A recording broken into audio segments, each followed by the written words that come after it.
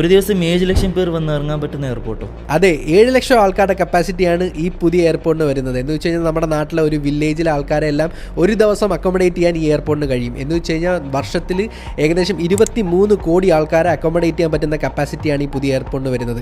അതുമാത്രമല്ല, ഈ airport fully AI and automated ആണ്. എന്ന് വെച്ച് കഴിഞ്ഞാൽ നിങ്ങൾ വൺസ് എയർപോർട്ടിൽ വന്നിട്ട് പുറത്തിറങ്ങുവാണെങ്കിൽ നിങ്ങളെ ക്യാരി ചെയ്യാൻ വേണ്ടി സ്പെഷ്യൽ പീപ്പിൾ മൂവർ വരുന്നുണ്ട്. അതിനകത്ത് കയറി കഴിഞ്ഞ് കഴിഞ്ഞാൽ ഈസി ആയിട്ട് നിങ്ങൾക്ക് അടുത്തുള്ള മെട്രോയിൽ കൊണ്ടിറക്കി അവിടുന്ന് ഡയറക്റ്റ് ആയിട്ട് എത്തിഹാദ് റെയിൽ കയറി കഴിഞ്ഞാൽ എൻറ്റയർ GCC കണക്ട് ആകാൻ പോകുന്ന എല്ലാ ലൊക്കേഷനിലും നിങ്ങൾക്ക് ഈസി ആയിട്ട് മൂവ് ചെയ്യാൻ പറ്റും.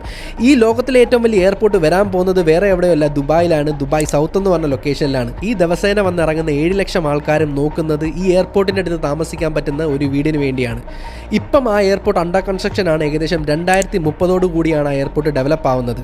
എന്ന് വെച്ച് കഴിഞ്ഞാൽ ആസ് ആൻ ഇൻവെസ്റ്റർ നിങ്ങൾക്ക് ഇൻവെസ്റ്റ് ചെയ്യാൻ പറ്റുന്ന ഒരു ടൈമാണ്. ഇത്രയും ഡെവലപ്മെൻറ്റും ഇത്രയും AI ഫംഗ്ഷനാലിറ്റിയും വരുന്ന ഒരു എയർപോർട്ടിൻ്റെ അടുത്ത് സ്വന്തമായിട്ടൊരു പ്രോപ്പർട്ടി, അതും അണ്ടർ 1 മില്യന് നിങ്ങൾക്ക് മേടിക്കാൻ കഴിഞ്ഞു കഴിഞ്ഞാൽ ഫ്യൂച്ചറിൽ high capital appreciation and high ROI ആയിരിക്കും നിങ്ങൾ ക്രിയേറ്റ് ചെയ്യാൻ പോകുന്നത്. ലോകത്തിൽ ഏതൊരു എയർപോർട്ട് എടുത്ത് നോക്കിക്കഴിഞ്ഞാലും അതിൻ്റെ തൊട്ടടുത്ത് ഇൻവെസ്റ്റ്മെൻറ്റ് സ്റ്റേജിൽ ഇൻവെസ്റ്റ് ചെയ്ത ആൾക്കാരെല്ലാം 100% കാശ് ഉണ്ടാക്കിയിട്ടുണ്ട്. സോ അതുപോലത്തെ ഒരു ഓപ്പർച്യൂണിറ്റിക്ക് വേണ്ടി നിങ്ങൾക്ക് താല്പര്യം ഉണ്ടെങ്കിൽ ഷുവറായിട്ടും കോൺടാക്ട് ചെയ്യും.